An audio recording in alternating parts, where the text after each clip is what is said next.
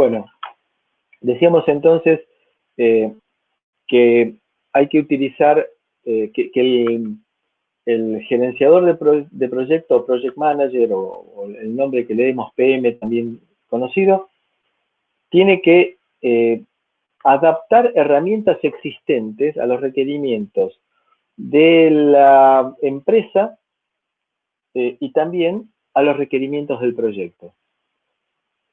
Nuevamente, no hay una única ley que rija a este project manager.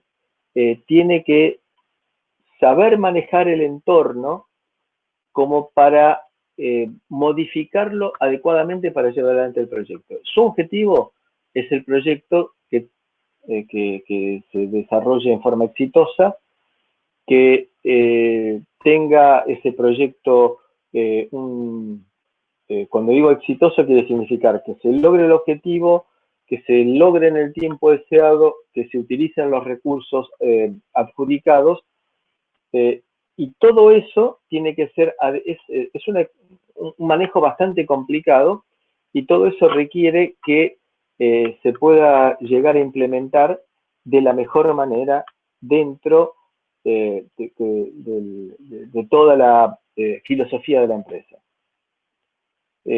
Esto es lo que decimos acá, gestionar elementos del proyecto que incluyen cronograma, costos, recursos y riesgos. Gestión versus liderazgo. Este es un buen punto para ponernos de acuerdo en qué es lo que se tiene que hacer. Gestión versus liderazgo significa cómo es alguien que gestiona y alguien que tiene liderazgo. Gestión significa algo mecánico, algo automático. Liderazgo es quien tiene condiciones como para manejar, siempre en el sentido positivo, grupos de trabajadores. Gestión es manejarse con el poder de la posición. Es decir, yo soy el project manager, se hace lo que yo digo. Mientras que el que es líder guía, influye y colabora utilizando el poder de las relaciones, no el poder de la posición. El poder de las relaciones significa poder manejar el grupo en forma coordinada. La gestión es mantener, el liderazgo es desarrollar. Y por eso era muy apropiada la imagen de que el líder está regando la plantita. La plantita es el proyecto, la plantita es el grupo de trabajo. El que gestiona solamente administra, mientras que el que lidera innova. Es decir, no se maneja. Administrar significa seguir exclusivamente las reglamentaciones y las regulaciones que existan, mientras que el que lidera puede buscar criteriosamente atajos o puede buscar técnicas innovadoras. Gestión es concentrarse en sistemas y en la estructura. Liderazgo es en las relaciones con las personas. Gestión confía en control. Liderazgo inspira confianza. Es decir, que el que es líder es el que recibe las sugerencias, los problemas, los encuadres de los trabajadores, de los que integran el grupo.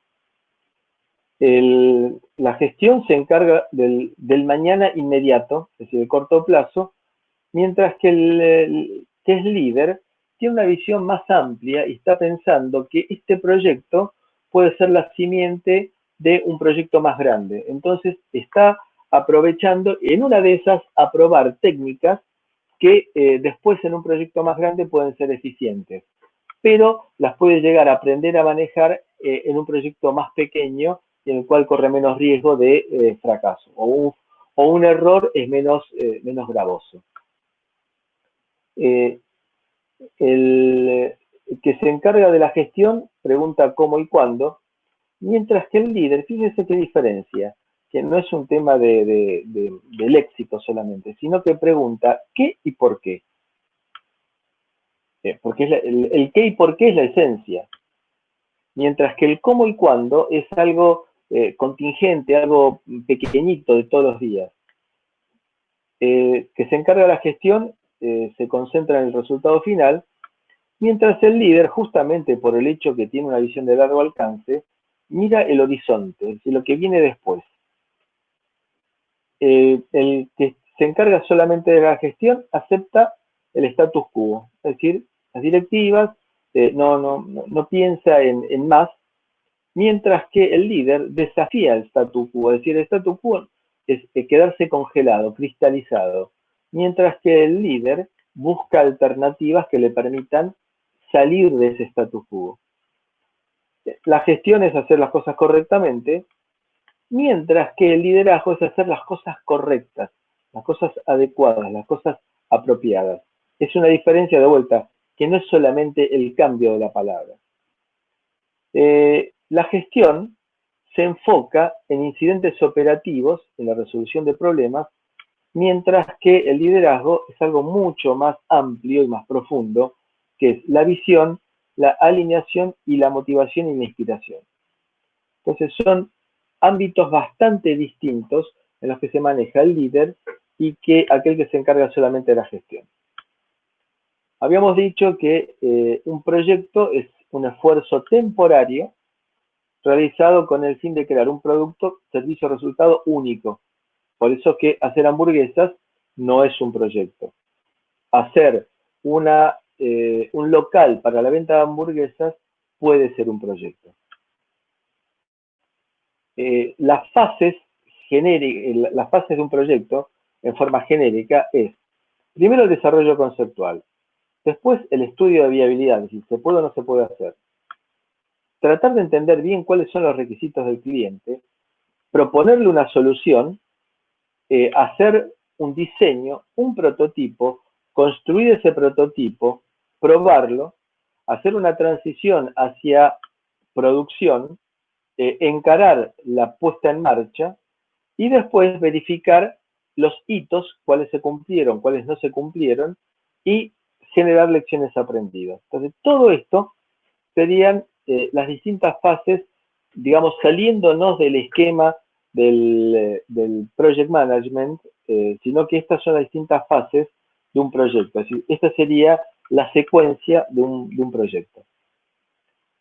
Según la periodicidad, los proyectos podrán ser utilizados una única vez, por ejemplo, hacer el acta constitutiva del proyecto, cerrar el proyecto, o cerrar una fase del proyecto, hacer algunos procesos que se lleven a cabo periódicamente, por ejemplo, ir gestionando recursos, ir pidiendo plata a medida que se vayan necesitando. Recuerden ustedes que siempre un proyecto, difícilmente para desarrollar un proyecto se tenga el dinero desde el primer momento, sino que se va requiriendo a medida que, por ejemplo, la empresa va recaudando mensualmente y vaya asignando una parte de los ingresos a la ejecución del proyecto, o hacer las compras para el proyecto. Si no se hacen el primer día, sino que se van a ir comprando a medida que se vaya haciendo el desarrollo y a medida que se vaya necesitando. Y después hay otro tipo de procesos que se hacen en forma continua. Por ejemplo, la de estar planificando el día a día, o bien si es una técnica de desarrollo que se llama adaptativa, en la cual se tiene que estar permanentemente haciendo el monitoreo y control. ¿Se acuerdan que habíamos visto que era una de las fases? Entonces, el monitoreo y control, uno de los procesos, dije mal, uno de los procesos de todo el proyecto, el monitoreo y control. Entonces, permanentemente estar monitoreando y efectuando ajustes, con lo cual eso es algo permanente, algo continuo.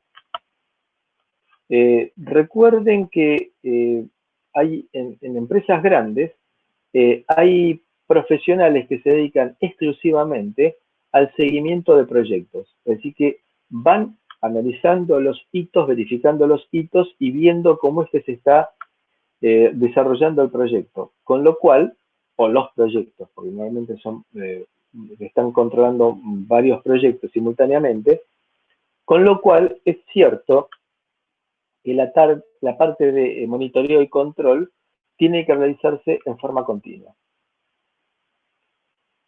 Recordamos entonces que tenemos 4 fases, que es el inicio del proyecto, la organización y la preparación, hacerlo, esto sería la planificación, hacerlo, y después el cierre del proyecto. Estos serían las fases. Los grupos son similares desde el punto de vista del nombre a las fases, pero los procesos son la iniciación, la planificación, la ejecución. Sobre todo ello sobrevuela el monitoreo y control, el proceso de monitoreo y control, y luego tenemos los procesos de cierre, en los cuales este proceso de cierre es el que me permite a mí juntar experiencia para la próxima. Los procesos de inicio tienen el objetivo de definir un nuevo proyecto, o bien un pedacito del proyecto, una fase del proyecto, y hay que tener la autorización de quien corresponda para iniciar este proyecto o fase. Ustedes, claro, lo verán probablemente imaginándose en una microempresa o una pequeña empresa, que todo esto parece cosa de otro mundo, porque parecería que esto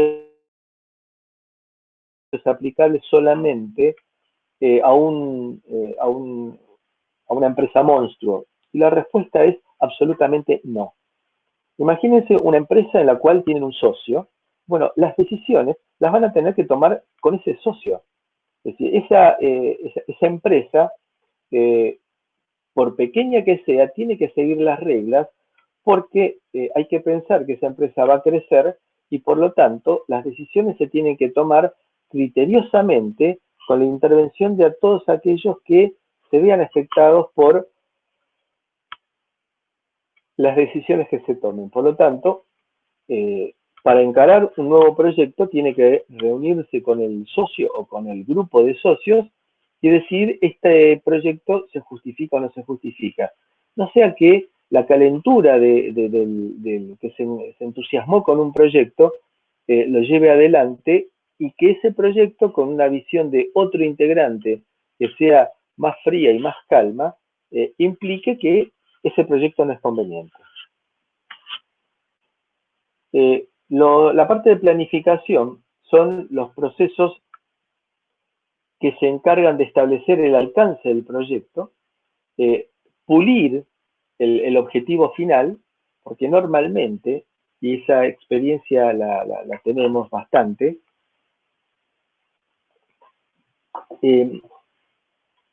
el cliente viene buscando el famoso coso, y nosotros somos los que tenemos que ir puliéndolo, ese coso, para que llegue al objetivo.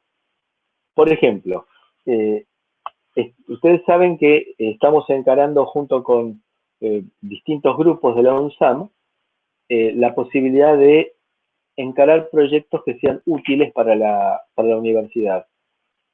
En muchos casos es un biólogo, un licenciado en física, un doctor en matemática, y que saben que necesitan algo, pero a veces no saben explicarlo. Y puede ser algo muy bueno, muy útil, pero antes que todo hay que extraerle realmente cuál es la esencia de lo que quiere hacer. Entonces, ese es lo que nosotros llamamos acá el refinamiento del objetivo. Y aparte, tratar de ir sacando del cliente cuál es el objetivo, en definitiva, que quiere alcanzar. En la parte de ejecución es toda la parte de realización, de diseño, de armado, de integración, para llevar adelante el proyecto. La parte de monitoreo y control es hacer el seguimiento, y el seguimiento significa el cronograma, los gastos, y después vamos a ver que en esto en particular hay métricas. Recién habíamos visto ese famoso cronograma que salió en forma impensada en la otra parte de la clase, que ese cronograma implicaba relaciones que son difíciles de medir. Si yo estoy en la mitad de ese diagrama de Gantt, yo no sé si realmente llegué a la mitad de la ejecución de esa tarea. Es decir, si estaba en una tarea y me pongo en la mitad, llegué a la mitad, ¿cómo cuantifico? Bueno, y ahí aparece la palabra mágica para el ingeniero, cuantificar. Porque nosotros vamos a ver más adelante de que existe forma de establecer por medio de una relación o por medio de una operación matemática de suma o de resta, si estoy bien dentro de la parte temporal del proyecto o de la parte de costos del proyecto. ¿Cómo sé yo una tarea? ¿En qué momento voy a tener que poner la plata? Es decir, ¿cómo lo puedo vincular el diagrama de gastos con la temporalidad de gastos con un diagrama de Gantt? Por el momento no lo sabemos, pero eso es lo que nosotros tenemos que estar siguiendo permanentemente dentro de los procesos de monitoreo y control. Y requiere, por supuesto, una técnica. Y por último, los procesos de cierre, que son los que se llevan a cabo para cerrar formalmente el proyecto y sacar experiencias. Y esto está sacado del PMBOK, de la página 23 del PMBOK de la sexta edición. El esfuerzo no es constante a lo largo de todo el proyecto. Entonces aquí vemos que arrancamos con energía cero, le vamos sumando gente y energía y tiempo y recursos, y esto va creciendo y tiene su pico en la parte del desarrollo de la actividad. Y luego viene la etapa de cierre. La parte de cierre vemos también decae hasta que termina el proyecto y por lo tanto la energía que se pone en ese momento es cero, vuelve a ser cero. Los grupos de procesos no son las fases. Entonces, estas son las fases, estos son los grupos de procesos y vemos que el esfuerzo de cada una de estos grupos de procesos es distinto, la duración es distinta y esto tampoco es una regla general, sino que dependerá de cada proyecto y de cada organización y cada una de estas curvas se irá creciendo o decreciendo de acuerdo a las características tanto del proyecto como de organización. Lo que sí es importante para destacar acá, que indudablemente la ejecución es el clímax de todo el proyecto, es donde más energía se pone. Y fíjense que el proceso de control, de seguimiento y control, es el que lleva más o menos, se mantiene bastante constante a lo largo de todo el proyecto. Arranca casi desde el principio y se mantiene sin los picos que tiene, por ejemplo, la ejecución o sin el pico y acotado en tiempo que tiene el cierre. Fundamentalmente, la primera gran decisión que hay que tomar, ¿lo hacemos o no lo hacemos? ¿Podemos hacerlo? Es decir, si a mí me dicen, tiene que construir un transbordador espacial, y me dicen, y acá tiene un par de escarbadientes para hacerlo, entonces la respuesta evidentemente es no.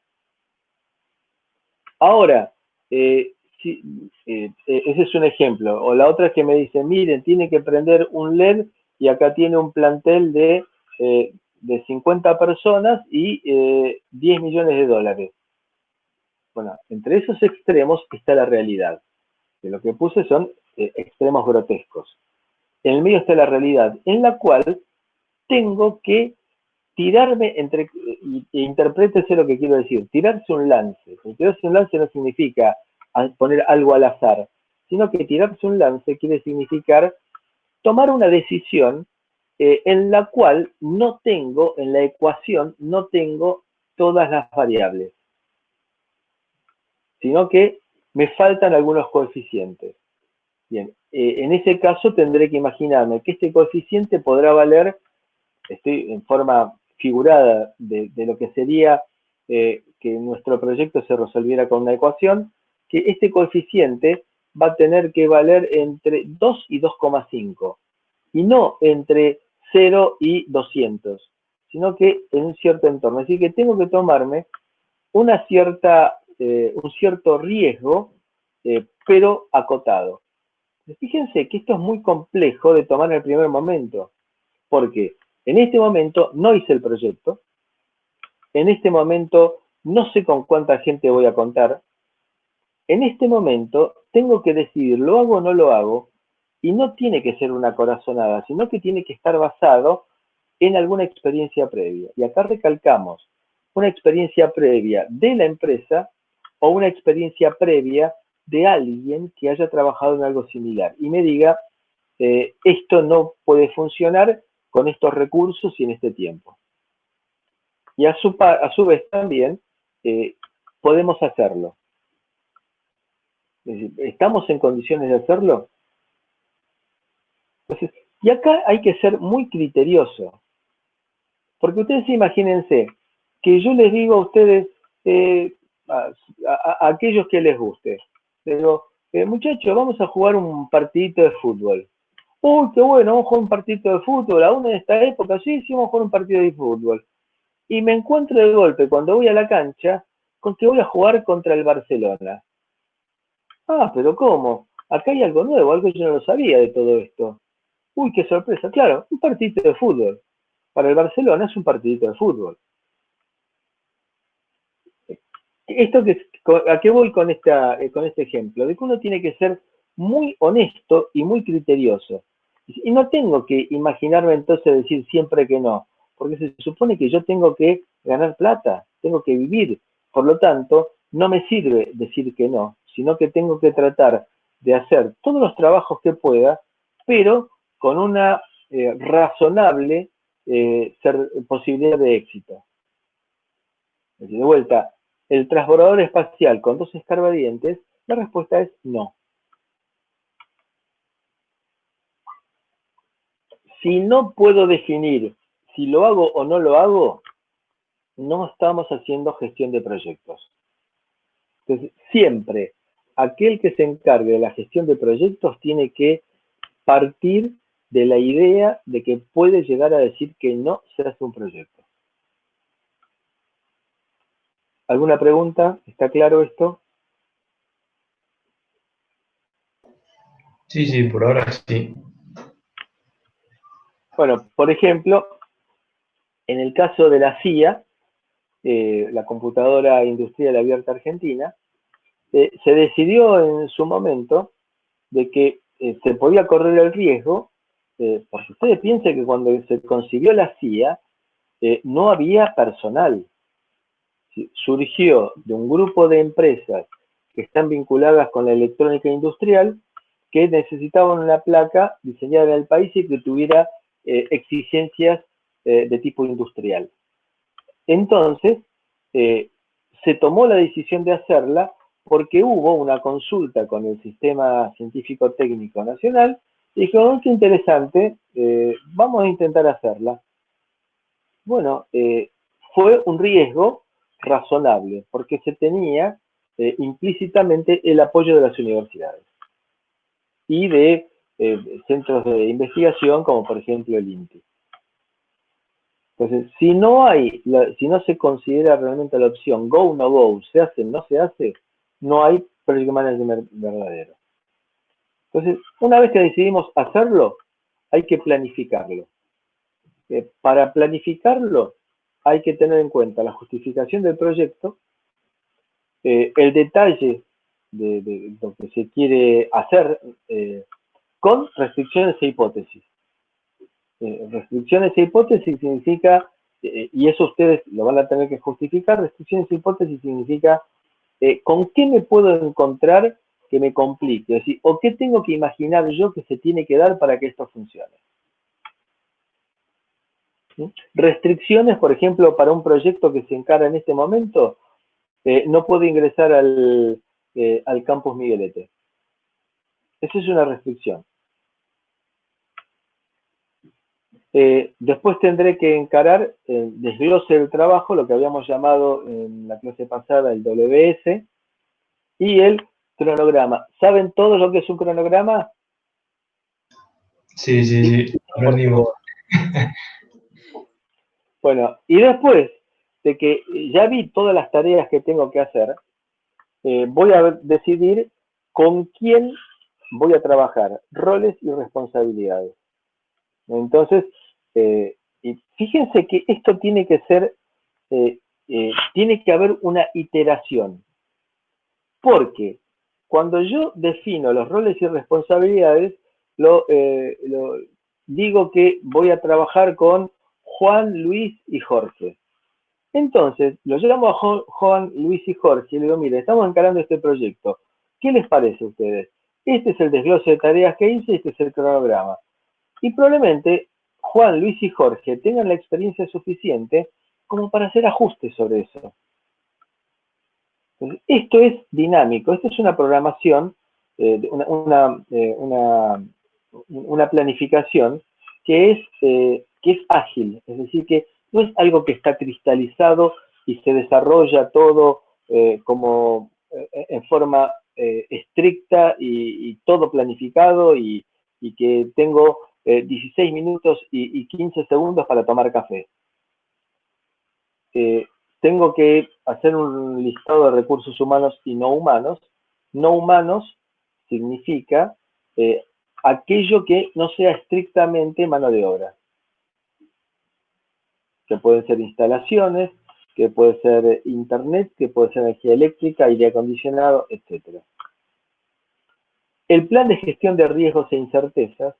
Los riesgos son todas las situaciones negativas con las cuales me puedo llegar a encontrar en el proyecto y que si no las puedo eliminar, lo que sí tengo que hacer es un plan de mitigación de riesgos, de disminución de efecto de los riesgos y de incertezas.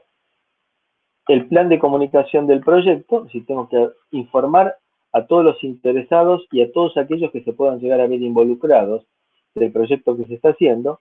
Habitualmente se hace, cuando se encara un proyecto importante en una organización, se hace una reunión con toda la gente porque es hacerlas sentir integradas a esta gente, a este grupo, que formen un grupo humano y que eso es proactivo, es decir, que logramos que la gente apoye y que no sea simplemente el trabajo con el cual cobra fin de mes. Y después vendrá el plan de gestión de calidad, que por el momento no tenemos demasiado en claro qué quiere significar la gestión de calidad. Y vamos a tratar de analizarlo con profundidad. Todo esto tiene que ser revisado y firmado por las autoridades. Es decir, por ejemplo, estamos encarando un proyecto con la gente del Tándar, y ese proyecto, que es un proyecto de moderada envergadura, lo que concluimos es que en el momento en que nos pongamos de acuerdo ambas partes de qué es lo que se tiene que hacer, se firma. Es un formulismo, pero que tiene una implicancia muy importante porque es la seguridad de que aquel que encargó el proyecto va a tener lo que él encargó, y es la seguridad de quien está haciendo el proyecto que después no va a haber malas interpretaciones o me vienen a pedir algo que no estaba contemplado desde el principio. Entonces, en la ejecución tenemos que conformar el equipo de proyecto, cada miembro tendrá que tener su rol y las tareas, y esto también es importante, que cada uno sepa qué es lo que tiene que hacer y no dejarlo flu porque es más cómodo. Probablemente uno diga, uy, qué plomazo que es todo esto, pero piénsenlo desde el punto de vista de que yo quiero que este proyecto se haga, necesito que se haga. Entonces tendré que tomarme el tiempo de definir que cada uno tiene una actividad bien definida y de esa manera voy a evitar roces de que uno se meta en el trabajo del otro o uno que está esperando que el otro haga un trabajo que el otro no entendió que tenía que hacer. Y todo este proyecto se tiene que anunciar a toda la organización.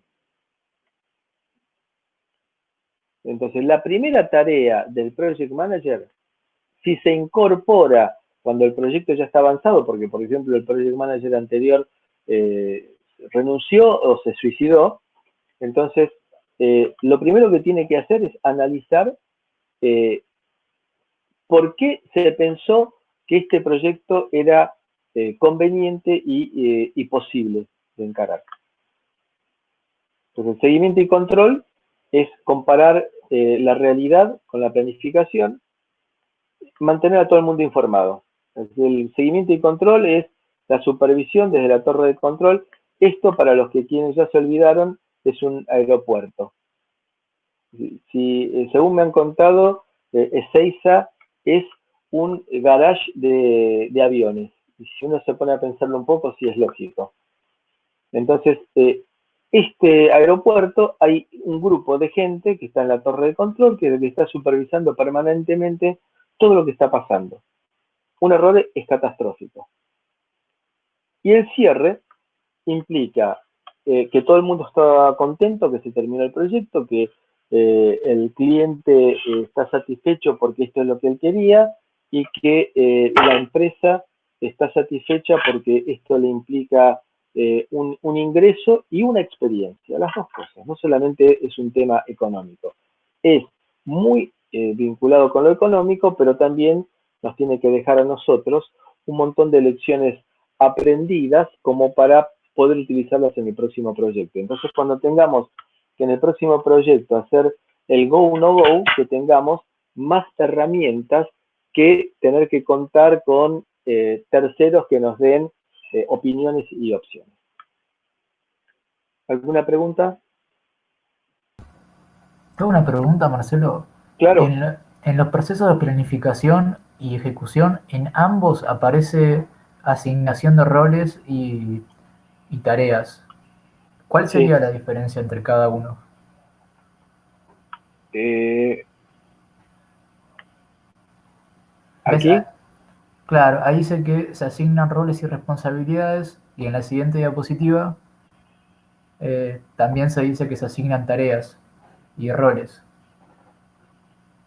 Claro, bueno, porque es dinámico esto. Acá yo estoy haciendo una asignación de roles y responsabilidades en la planificación. Dicho de otra manera, en lenguaje de barrio, esto es en el papel. ¿De acuerdo? Entonces, acá, cuando yo estoy en la ejecución, en una de esas me doy cuenta de que lo que yo había supuesto en cuanto a los roles para cada uno de los integrantes del grupo no es la mejor fórmula, sino que en esas tengo que alterar un poco lo que llamaríamos el organigrama del proyecto y reasignar roles. Es decir, que esto es dinámico con respecto a lo planificado. Ok, ya entendí. Es como que por eso, imaginemos esperás. que cuando encaro un proyecto, estoy suponiendo, qué sé yo, que, a ver, que resulta que dije que Juan tiene que encargarse de comprar los componentes, pero Juan es una lechuza, es decir, es el que trabaja de noche. Y digo, uy, no, el que trabaja de noche puede dedicarse muy bien a la parte creativa, pero yo necesito a alguien que vaya a comprar los componentes a la mañana. Entonces, yo eso lo había planificado, que Juan se encargara de las compras, pero me doy cuenta que Juan tiene hábitos totalmente distintos. ¿Está bien? Entiendo. Entonces, esa es la razón de que tengo 2 veces la asignación de tareas y roles para cada miembro. ¿De acuerdo? Sí, me entendí. Muchas gracias. Bueno, todo esto lo que nosotros tenemos que hacer es en la iniciación, primero de todo, encontrar esta palabrita la vamos a usar mucho en inglés, que son los stakeholders, los interesados. Yo tengo un objetivo, que es llegar al tesoro. El tesoro es, con la navecita, pegar todas las vueltas y llegar al objetivo, que es que el proyecto se termine. Y para eso tengo que tener bien en claro cuál es el objetivo del proyecto. Y después, y ustedes en la película traten de analizar, en la película Jobs, traten de analizar si en todo momento se tenía en claro qué era lo que se quería hacer. O si eventualmente en algún caso sí, quizá, y en algún caso no, quizá, se iba terminando de definir el producto mientras se estaba desarrollando. Recuerden también, Steve Jobs era Steve Jobs. Y cada uno de nosotros es distinto. Vamos a ver un poquito. Esta tabla la habíamos presentado al pasar, la semana pasada, la clase pasada. Aquí la vamos a ver un poco más en detalle. Esto también está sacado del PMBOK. Acá tenemos los grupos de proceso en las columnas. El proceso de inicio, planificación, ejecución, monitoreo y control y cierre. Cada una de estas columnas. Y acá en las filas tenemos las áreas de conocimiento, como se las llama.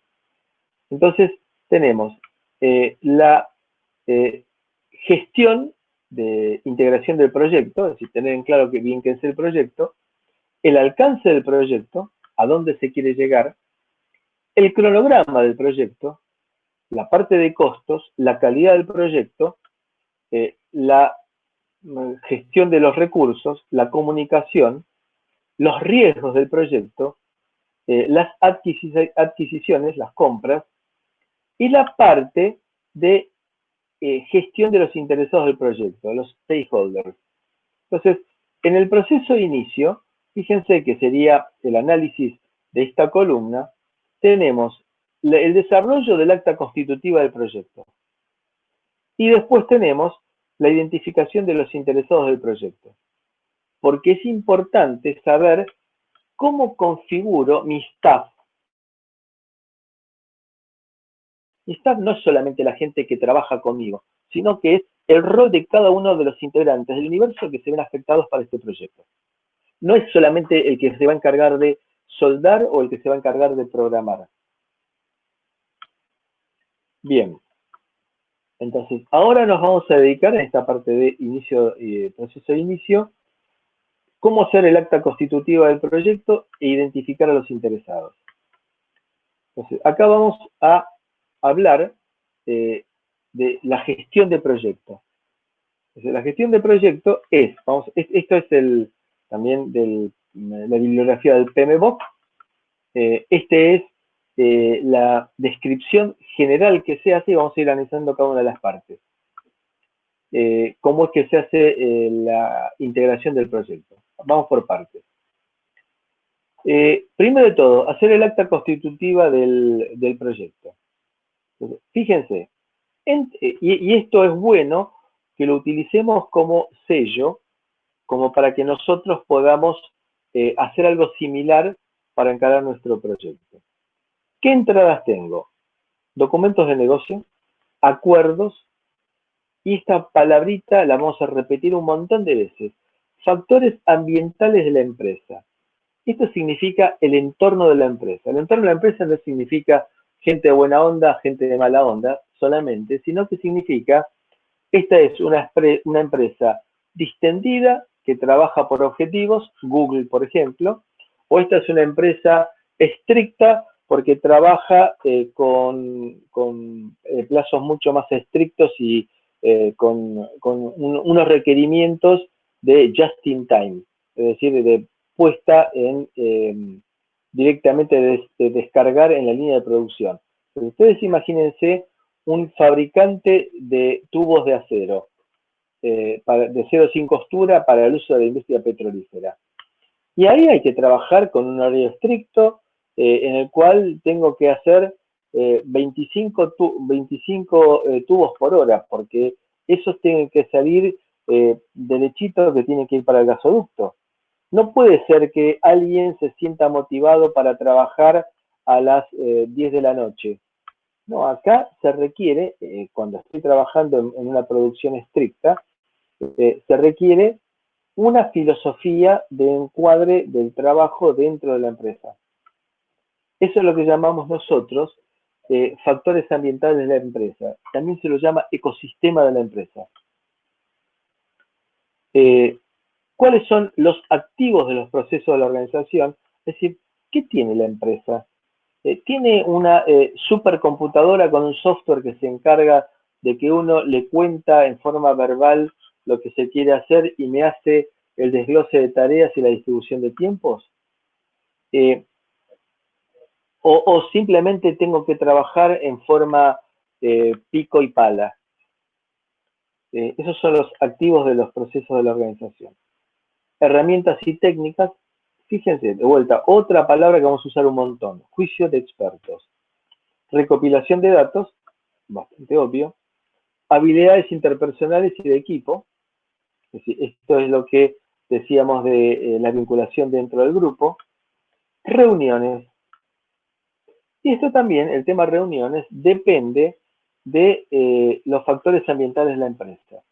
Puede ser que la empresa tenga la política de hacer reuniones una vez por semana, o puede ser que la empresa tenga la política de reunirse cuando hay algún tema. Y también, ¿por qué digo que depende de los factores ambientales de la empresa? Y porque si es una empresa en la cual el personal directivo de la empresa está viajando permanentemente, es muy complicado armar una agenda para una reunión. Y una vez en ese caso, es preferible decir que los lunes a las 3 de la tarde nos encontramos, de manera que el lunes no viaje nadie. Mientras que si es una empresa en la cual es una empresa más bien sedentaria, en la cual está el grupo de trabajo permanentemente en la empresa, yo no tengo demasiado problema de decir nos reunimos el miércoles. Nos reunimos este miércoles porque tenemos que decidir un proveedor. Entonces, eso es lo que llamamos factores ambientales de la empresa. Las reuniones se ven influenciadas por los factores ambientales de la empresa. ¿Qué sale de este cuadradito para hacer el acta constitutiva del proyecto? Bueno, sale el acta de constitución del proyecto y el registro de sus puestos. Es decir, supuestos quiere significar qué me imagino que tiene que suceder para qué. Entonces, una cosa es el acta de constitución del proyecto y otra cosa es el plan para la dirección del proyecto. Para el plan para la dirección del proyecto, que es lo que tiene que hacer el Project Manager, sobre eso se tiene que basar el Project Manager.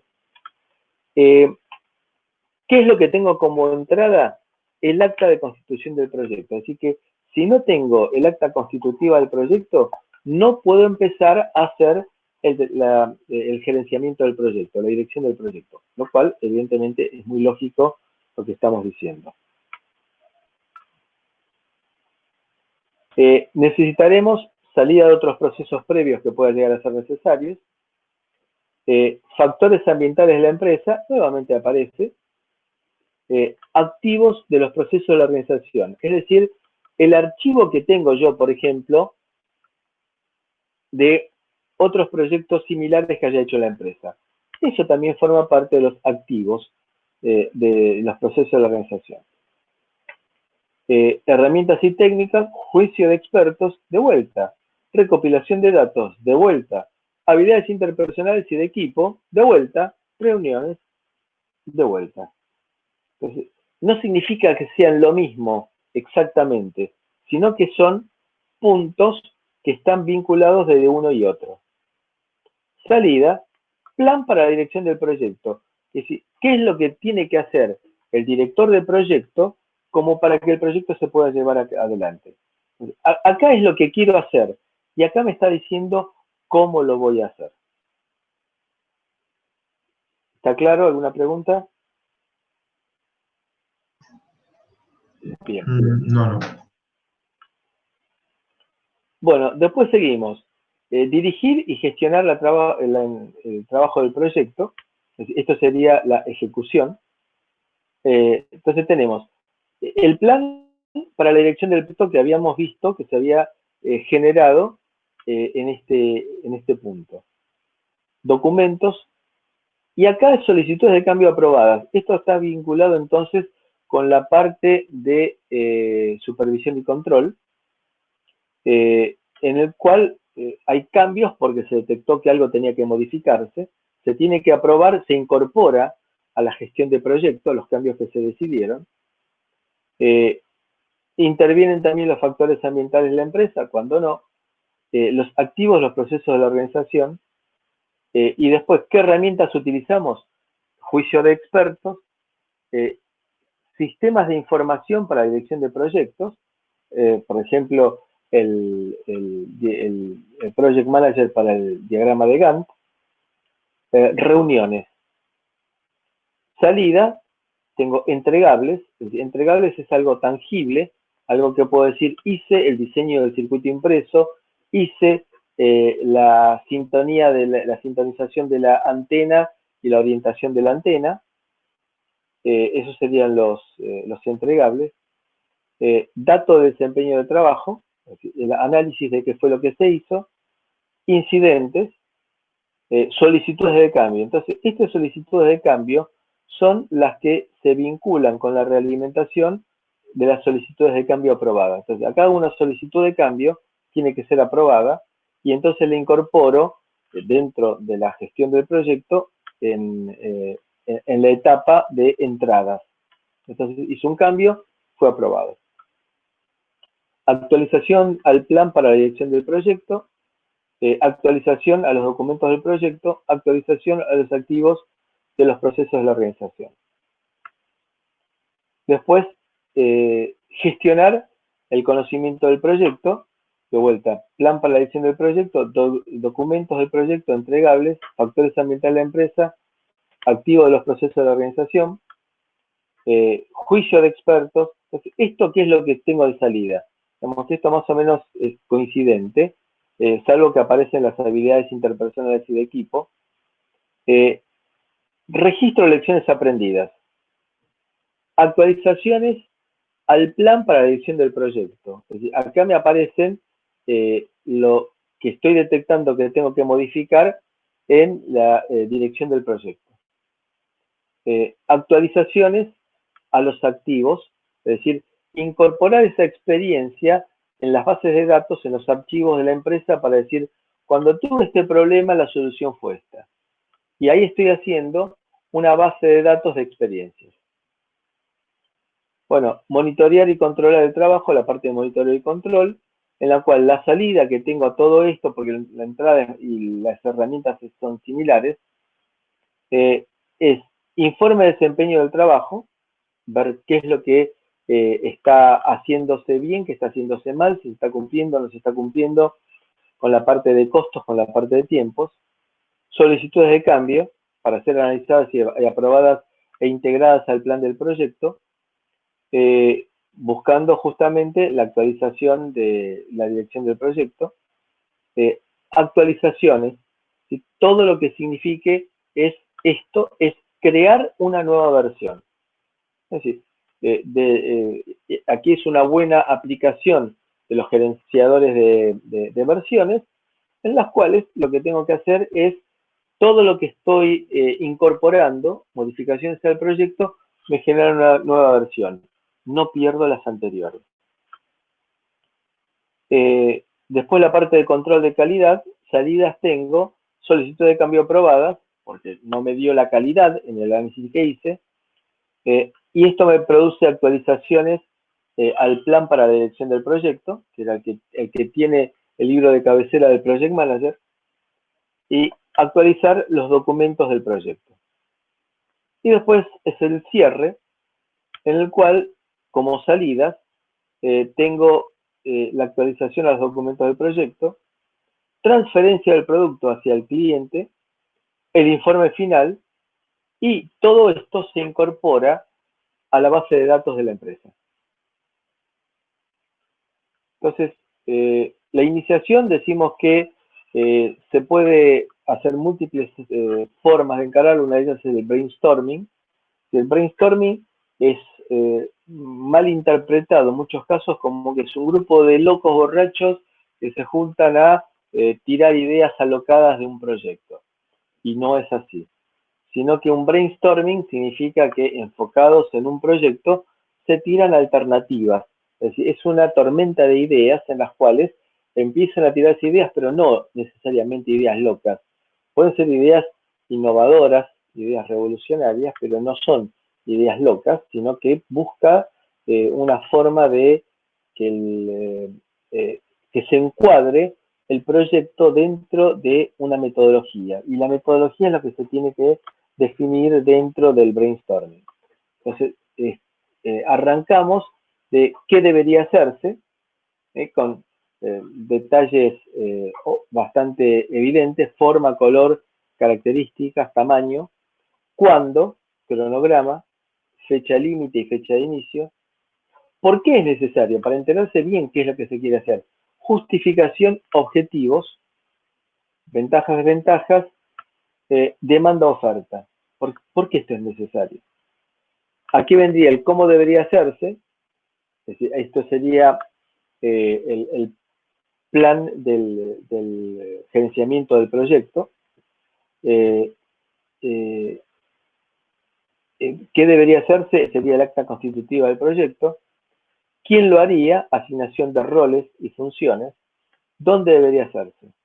Es decir, dónde debería hacerse forma parte de lo que habíamos llamado recursos no humanos. ¿En qué lugar físico se va a hacer? Y lo podemos llegar a reformular por medio de este esquema, que es bueno que lo analicen, que lo vean en base a lo que estuvimos hablando. Así que esta es una alternativa que ustedes tienen que analizar si les conviene, si les gusta. Primero de todo hay que entender por qué se quiere hacer el proyecto, si se incorpora dentro de los planes de la organización. Recuerden el caso que si yo le voy a decir a Arcor si quiere hacer electrónica, puede ser que se incorpore a los planes estratégicos de la organización, pero si yo voy a una imprenta y le digo que quiero hacer electrónica, me va a decir que no está dentro de sus objetivos como empresa. Tengo que ver si ese proyecto lo estoy forzando dentro de la empresa o si este proyecto puede ser considerado prioritario por la empresa. Identificar quién fue el que comenzó con este proyecto, porque quién fue el que inició el proyecto es importante para utilizarlo como referente cuando haya algún tipo de duda. Y conseguir un auspiciante, un champion, alguien que se ponga al hombro el proyecto, que es, y ustedes después cuando vean la película, fíjense si reconocen esta cara en algún momento, y si ahí pueden asociar la función de champion. Y que es una persona que tiene una posición importante y que va a buscar defender el proyecto. Los interesados van a ser el cliente, que es el que va a probar el producto; el sponsor, es que quien financia el proyecto, y es la máxima autoridad; el end user, que va a ser el usuario final. Es decir, fíjense que el end user es a quien el cliente le va a vender el producto. El champion es el tipo que se va a poner el proyecto al hombro. Los drivers, que son los que colaboran en definir los objetivos del proyecto. Los supporters, que son los que dan apoyo en la realización del proyecto y eventualmente aportan recursos, no necesariamente y exclusivamente monetarios. El project manager, que es la máxima autoridad para gestionar el proyecto. Y los team members, es decir, los que transpiran y los que se quedan los fines de semana. Entonces, estos son los stakeholders o interesados. ¿cómo hacemos, cómo expresamos los objetivos del proyecto? El proyecto está constituido por project statements o sentencias del proyecto, es decir, oraciones. Tiene que ser un enunciado, tiene que ser cuantificable. Vamos a ver ejemplos de lo que significa esto. Enunciado.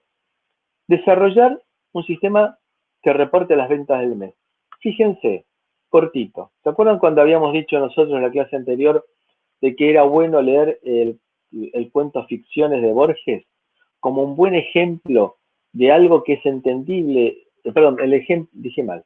El cuento el cuento del Aleph de Borges, porque ese es un cuento que a los que trabajamos en la técnica nos gusta por lo que es, que no es poesía, sino que es una prosa bastante vinculada con la forma de leer y de trabajar que nosotros tenemos. Entonces, desarrollar un sistema que reporte las ventas del mes. Aquí no hay adjetivos. Acá está bien claro que eso es lo que se tiene que hacer. Esto es un project statement. Y aparte tiene que ser cuantificable. Debe incluir, ¿qué cosa? Esto es el contenido. Los ítems vendidos, el importe total y los reclamos. Clarito. No es ni mucho poco, ni alto ni bajo, ni rubio ni morocho. Es qué es lo que se quiere hacer. Fecha objetivo. Tiene que estar listo el 18 de marzo a las 22 horas. Presupuesto. No pueden ser los 400.000 pesos. Tiene que ser aprobado por el vicepresidente y el gerente. Punto.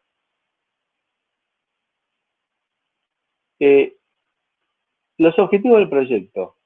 Breve y conciso. Nadie lee cosas largas. Y repetimos la idea de siempre. Tienen que pasar el test del ascensor. Entonces, el test del ascensor, ¿qué era? Era el tiempo que uno tiene viajando de la planta baja al 8º piso con el gerente de la empresa para interiorizarlo y hacerle creer que nuestro proyecto es fundamental para la empresa. Es decir, el test del ascensor son 20 segundos, 30 segundos, no más que eso. Lapso en el cual tengo que ser criterioso para hacerle ver al encargado, al gerente de la empresa o aquel que tiene poder de decisión, que este proyecto se tiene que hacer. Con lo cual, tengo que tener bien en claro yo qué es lo que le voy a ofrecer. No puedo empezar, bueno, en realidad, no. Porque si empecé de esa manera, ya el tipo me miró medio raro y no me da bola. Entonces tengo que buscar, hay varias películas en las cuales se ve la idea de que alguien convenza a otro en poco tiempo o interese a otro en poco tiempo. Entonces hay que utilizar lo que se llama el principio SMART, que son es una sigla armada con letras. Significa específico, que no es el lugar a confusiones, medible, agresivo, tiene que ser motivador, desafiante, si no significa cambiarle de color al producto, sino que tiene que ser algo realmente que impacte lo que se está proponiendo, realista, es decir, que tiene que ser algo viable y que tiene que ser, digamos, que tiene que estar cuantificado en tiempo también, es decir, cuándo tiene que estar terminado, tiene que ser bastante creíble la fecha. Entonces, ¿cómo es el acta constitutiva del proyecto? Esto es la representación de lo que ustedes tienen en el aula virtual, la pueden descargar de ahí. Entonces, es el título del proyecto, estudiante, legajo y firma, iniciación, fecha tentativa, objetivo general, objetivo específico. Objetivo general es desarrollar un sistema de medición de celdas fotovoltaicas. Objetivo específico, calcular la influencia de la temperatura en la potencia entregada. Diagnóstico, ¿Por qué motivo se quiere hacer esto? Antecedentes. Bueno, hay varios trabajos que se han hecho anteriormente en el grupo. La justificación del proyecto, por qué me conviene hacer el proyecto, supuestos, restricciones y bibliografía. Entonces, estas serían el acta constitutiva del proyecto. Ustedes tienen esta plantilla, perdón, que la pueden llegar a utilizar. Dirigido por, codirigido por. Este es el nombre del tutor. Todo proyecto tiene que tener un tutor. El tutor tiene que ser alguien encontrable, es decir, no tiene que ser una persona del INTI. Tiene que ser el ingeniero Osvaldo Jalón, interno 1427 del instituto. Ejemplos de lo que sería un Project Charter. Con el fin de comenzar los trabajos necesarios para el proyecto de análisis de factibilidad de la fabricación del sistema aeroportuario de detección automática de sustancias explosivas, mediante el escaneo de valija de pasajeros, SADACE, se asigna este proyecto al señor José Alameda, quien actuará como gerente del proyecto y que se espera que a la fecha de finalización del trabajo entregue la documentación técnica en la cual se expliciten los tiempos y costos necesarios de la fabricación de dicho sistema. A la fecha, el presupuesto estimado para el estudio de factibilidad es de 300.000 pesos y la fecha de finalización del mismo está estipulada para el 4 de agosto. Hernán González, director de inversiones estratégicas. Punto. Acá está bien clarito, esto ya lo habíamos visto también en el anticipo de la primera clase, la redacción. Bien concreta, nada de adjetivos, sino bien concreto. Los project statements tienen que ser bien concisos. Por ejemplo, esta es la idea de un proyecto de la videoconferencia, de un sistema de videoconferencias para una oficina remota en el Distrito Federal de México. Objetivo general, implementar un sistema de videoconferencias de la oficina remota de México, buscando agilizar las comunicaciones internas de la compañía a nivel global. Objetivos específicos. Y acá tiene que quedar con esto bien claro la diferencia entre objetivo general y específico. Determinar los requerimientos tecnológicos y de espacio físico en la oficina de México DF que sean necesarios para llevar a cabo la implementación del sistema de videoconferencia. Realizar las mejoras tecnológicas y el espacio físico a la oficina del Distrito Federal para cumplir con los requerimientos de implementación del sistema de videoconferencia. Llevar a cabo pruebas de rendimiento y comunicación de voz y video y asegurar, fíjense que estoy diciendo qué es lo que tiene que hacer y le estoy diciendo, aparte, que tiene que hacer pruebas para que esto funcione, para decir funciona bien. Para asegurar el cumplimiento de los estándares internos de la empresa con respecto a los sistemas de videoconferencia. Proponer un plan de capacitación a los usuarios de la oficina del Distrito de México para el uso del sistema de videoconferencia. Entonces, fíjense que acá está bien en claro en los objetivos específicos, que es no solamente implementar lo que se quiere hacer, sino un plan de que todo el mundo sepa cómo funciona esto, para qué sirve, y después hacer pruebas que realmente funcionan como se planteó. Con lo cual, los objetivos específicos son bastante más que decir, quiero hacer un sistema de videoconferencia.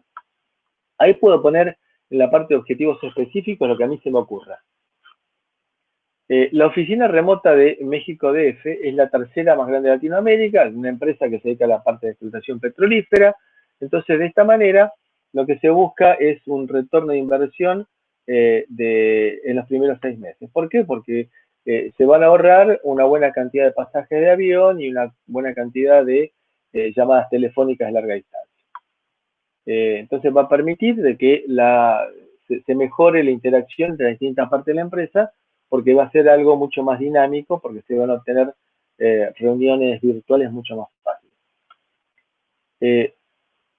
Describir el producto o servicio que generará el proyecto. El producto final será un sistema de videoconferencia tipo Tandberg de última tecnología, en el cual va a trabajar en un circuito bla bla bla de 4 megabits por segundo que va a ser entregar voz y video con una demora de más o menos un segundo, y que se va a conectar a la red interna de la empresa por medio de una dirección IP estática, y que se tendrá que entregar el plan de la oficina después de hechas las mejoras de espacio físico y tecnológicas, las pruebas, el acta de las pruebas de rendimiento, basado en los objetivos específicos, documento del plan de capacitación para los usuarios de la oficina de México DF. Supuestos. La compañía tiene dentro de su presupuesto suficientes recursos. El proyecto cuenta con el aval de la presidencia de la oficina de la Ciudad de México. Hay aceptación por parte de los usuarios finales de que este proyecto se lleve a cabo. Significa esto, de que si hago este proyecto y lo estoy forzando porque a mí me interesa y los gerentes de cada una de las unidades que se van a vincular no le interesan, lo van a mandar al bombo el proyecto. Se cuenta con la experiencia y el conocimiento tecnológico suficiente para hacer esta implementación. Restricciones. Disponibilidad de los recursos de la red global para la configuración final del equipo. Es decir, restricción significa, se lo banca la red, así como la realización de pruebas finales. Bueno, información histórica relevante, es decir, la historia de la empresa, por qué motivo se justifica utilizar esta tecnología dentro de la empresa, identificar los grupos de interés, los stakeholders, con nombre y apellido eventualmente. Bien, hay que evitar dentro del alcance de que el usuario espere encontrarse con un castillo y el arquitecto entienda que lo que quiere hacer es una casa. Hay que evitar esto, para lo cual hay que ser muy cuidadoso en la forma en la cual se elabora el acta constitutiva del proyecto. Hay que dedicarle tiempo. Hay que relevar bien las expectativas del cliente, qué es lo que quiere el cliente. Si se acuerdan que habíamos dicho de agarrar al cliente, secuestrarlo, atarle las manos a la espalda en una silla e interrogarlo hasta que confiese exactamente qué es lo que se quiere hacer. Lo que decíamos en forma de un ida y vuelta de mails hasta tener en claro qué es lo que se quiere hacer. Para lo cual hay que saber preguntar, y eso lo da la experiencia. El alcance, entonces, es dentro de la planificación, es la gestión del alcance, es decir, recopilar requisitos, definir alcance y crear el WS, el desglose de las tareas. Entonces, acá estamos hablando de el alcance el plan del alcance del proyecto, recoger los requerimientos, definir el alcance y crear el WS. Entonces, los requerimientos están incorporados en este dibujito: expectativas, requerimientos, diseño, implementación, marketing, inevitable para un proyecto, cuál es la necesidad real, qué soporte se va a dar, precio final, entrega y documentación. Estos son los aspectos de lo que llamamos nosotros requerimientos. Este es un buen dibujo para marcar lo importante que es saber qué es lo que se quiere hacer. Necesito saber tus requerimientos para diseñar el software. Primero, ¿qué es lo que estás tratando de lograr? Estoy tratando de que diseñes el software. Fíjense, la pregunta no fue bien hecha. ¿Qué es lo que estás tratando de lograr? La respuesta es acorde a la pregunta, que no está bien definido. Estoy tratando que diseñes el software. Vale, cierto, pero no es lo que estaba esperando quien hizo la pregunta. Me refiero que ¿qué estás tratando de lograr con el software? no voy a saber qué puedo lograr hasta que vos me digas qué puedo hacer con el software. De vuelta, una pregunta mal hecha con una respuesta que es esa respuesta cierta, pero no es lo que está esperando quien hizo la pregunta. Es decir, no responde lo que está esperando quien hizo la pregunta. Trata de meter este concepto en tu cabeza. El software va a ser lo que yo incluya en mi diseño. ¿Podés diseñar el software para que te diga cuáles son mis requerimientos? En este absurdo que estamos planteando acá, está claro, tiene que quedar claro que se tiene que saber qué preguntar al cliente para lograr las respuestas que realmente uno necesita. Tenemos que analizar los requerimientos y las restricciones que formarán parte del alcance del proyecto. Es necesario que los requerimientos queden bien claros al principio. Modificar un requerimiento dentro del proceso de obtención de requerimientos tiene un costo de 1. A medida que vamos avanzando, modificar un requerimiento va incrementando su costo. Fíjense ustedes que si caigo con modificar un requerimiento cuando estoy en la etapa de producción, el costo es 67 veces mayor que el que sería en el momento de generar el acta constitutiva del proyecto. Por eso es tan importante preguntarle al cliente todo lo que sea necesario. Y recuerden una frase: no hay respuestas obvias. No hay respuestas obvias. Eso tienen que ponérselo bien claro en la cabeza en su vida profesional. Porque lo obvio es obvio para mí, no es obvio para todo el mundo. Bien, entonces, ¿cómo capturo requerimientos? Veo los requerimientos del negocio, la visión y el alcance, qué es lo que realmente van a necesitar los usuarios, algún caso que exista de uso de este producto para ver cómo es que lo hicieron anteriormente, requerimientos funcionales y no funcionales, y en base a esto elaboro en la secuencia esta los requerimientos. Y acá tienen la fuente de este esquema. Entonces, los requerimientos no funcionales, ¿cuáles son? Los requerimientos no funcionales pueden ser, por ejemplo, que esto es un teléfono, pero bueno, este teléfono tiene una interfaz gráfica. Cuando salió el iPhone, para la mayor parte de los usuarios, los requerimientos no funcionales que tuviera iconos no era importante, porque la mayor parte de los usuarios hasta ese momento pensaban que un teléfono era para hablar por teléfono o para enviar mensajitos de texto, a lo sumo los que estuvieran más acostumbrados a utilizar la tecnología. Hoy en día no podemos imaginarnos un teléfono que no tenga una interfaz gráfica. Entonces, ¿a qué vamos en esta parte? Para evitar errores.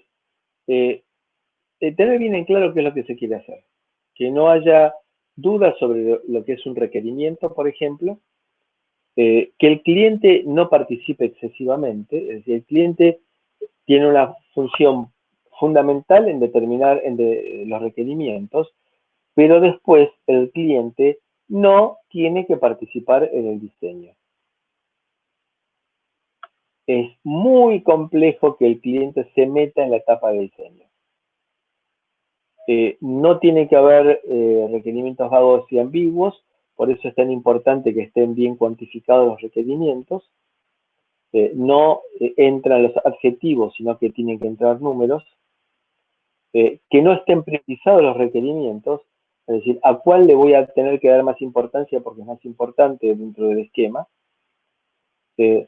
Después, tengo que saber utilizar la tijera para podar aquellos requerimientos que nadie usa. por ejemplo, hubo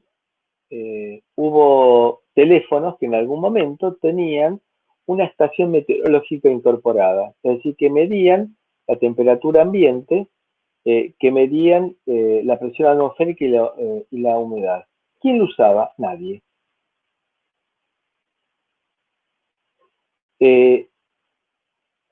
Eso significa que tengo que ser muy criterioso en aquellos requerimientos que van a tener muy poco uso y que me van a incrementar el costo del proyecto. El análisis parálisis, que significa que porque no tomo una decisión, se va prolongando la toma de la definición y por lo tanto se congela el proyecto esperando una decisión. Recuerden que en una de las condiciones que habíamos planteado era que el Project Manager tuviera todo el tiempo necesario para dedicarse al proyecto. Y ahí se supone también que aquellos que integran las juntas de decisión del proyecto tienen que tener el tiempo necesario para reunirse y tomar decisiones. El scope creep es los cambios que surgen en la etapa de definición del alcance del proyecto y que no se evalúan qué es lo que van a producir finalmente en el producto. Por ejemplo, supónganse que estoy diseñando un producto que digo, y bueno, surgió un nuevo requerimiento, que esta terminal que yo estoy utilizando, diseñando para captura de datos del estado de los medidores de energía eléctrica, que me sirva para cargar la computadora. Claro, es un requerimiento que me pidió el cliente y que yo dije, bueno, sí, está bien, es muy simple, le coloco una fuentecita que me cargue. Claro, pero lo que no tuve en cuenta es que eso va a significar que yo voy a tener que poner un pack de baterías que va a hacer que no me quepa la terminal de adquisición de datos en la mano y que el costo se me vaya al diablo. Después también tengo que tener una trazabilidad de los cambios, porque es lo que suele suceder cuando digo que aparece una actualización del sistema operativo, ya sea dentro de Windows como de Linux, en la cual me dicen hubo una actualización del sistema operativo, entonces se requiere, porque se encontraron algunas fallas de seguridad, por ejemplo, algunos bugs. Pero cuando nosotros tenemos que un sistema operativo tiene millones de líneas de código, cuando yo produzco una modificación en una línea de código, estoy eventualmente generando consecuencias que no preví cuando yo escribía esa nueva línea de código. O probablemente que quien introdujo esa nueva línea de código es alguien que no estaba cuando se hizo el desarrollo del sistema operativo. Es necesario entonces tener trazabilidad para poder determinar en qué momento se produjo un cambio y las consecuencias previstas de ese cambio. Es lo que llamamos insuficiente análisis del impacto de los cambios. Captura de requerimientos dijimos que es complejo.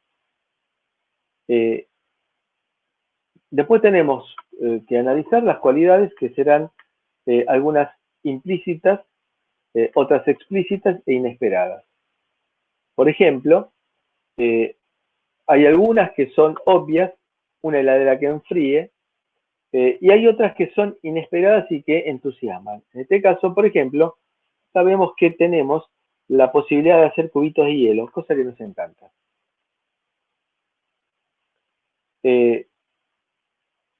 Después, esto ya es como para que lo analicen en detalle, este esquema.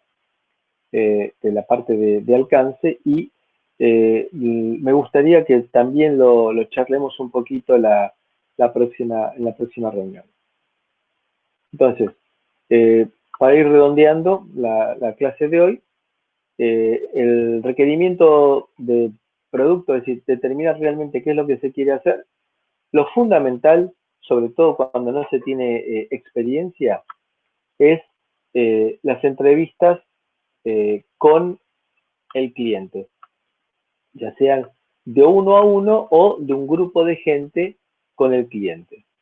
Hay que ser criterioso, porque si me voy a reunir con un metalúrgico que es alguien que no está acostumbrado a las reuniones masivas, entonces que se me junten 15 personas, se va a sentir que está siendo agredido por 15 personas con preguntas constantes. Entonces hay que ser criterioso en lo que decíamos antes, la actividad de psicólogo que tiene que tener el Project Manager.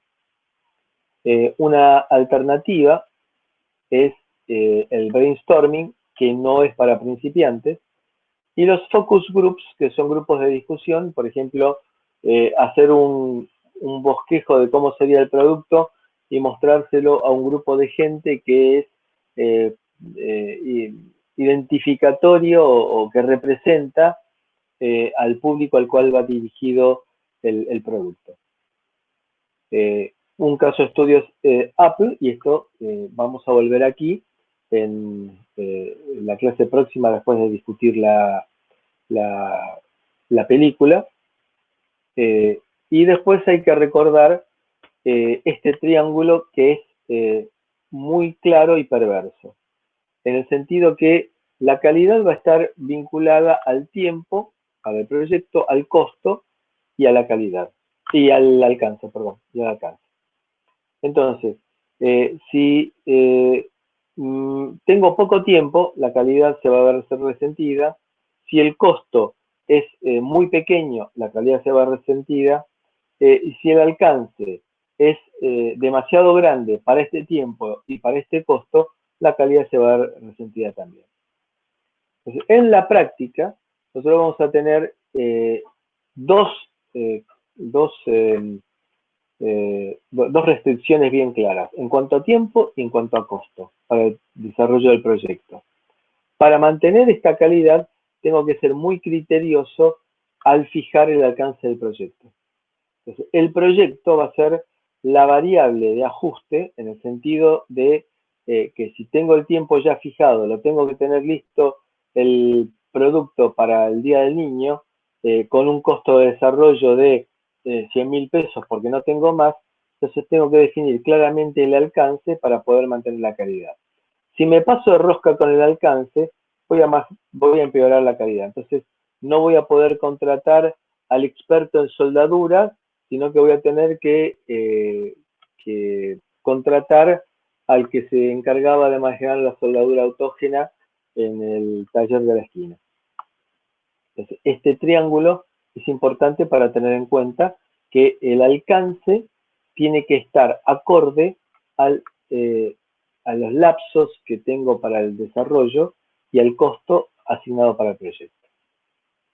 Entonces también el PMBOK le agrega a todo esto calidad, riesgos y recursos que nos va a merecer. Entonces, el alcance tiene que tener en cuenta, cuando se hace el alcance, que una sentencia de alcance del proyecto no tiene nada que ver con los requerimientos del mercado, con los requerimientos del proyecto, con una sentencia de trabajo, es decir, una orden de trabajo, y el contrato. Entonces, lo que nosotros queremos hacer es decir claramente en ese renglón, como vimos nosotros, que tenía que medir las ventas que tuve durante el mes de marzo, cuánto fueron la cantidad de ventas, cuánto se recaudó y qué cantidad de de reclamos hubo, tiene que ser así de cortito cada sentencia del alcance del proyecto. Tiene que estar fijado por todos los interesados, y acá entonces estaba el Project Charter, el alcance del proyecto. Entonces, ¿dónde está indicado el alcance en este Project Charter? Con esto redondeamos por hoy. A ver, ¿dónde está el alcance? Si el alcance es lo que quiero hacer, ¿dónde está? Aquí, objetivo general, objetivos específicos, la justificación.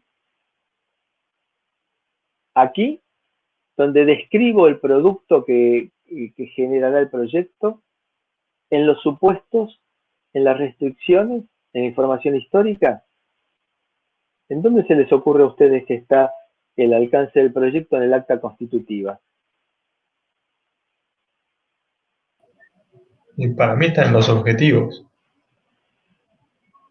¿Aquí? Sí. Fíjense que en los objetivos no lo tengo bien especificado, porque tengo que decir, determinar los requerimientos tecnológicos, realizar las mejoras tecnológicas. Son objetivos. El alcance es lo que quiero hacer, el producto final. Es un sistema de videoconferencia tipo Tandberg. Este es el alcance. Es la descripción del producto o servicio que se va a generar. Entregables finales del proyecto.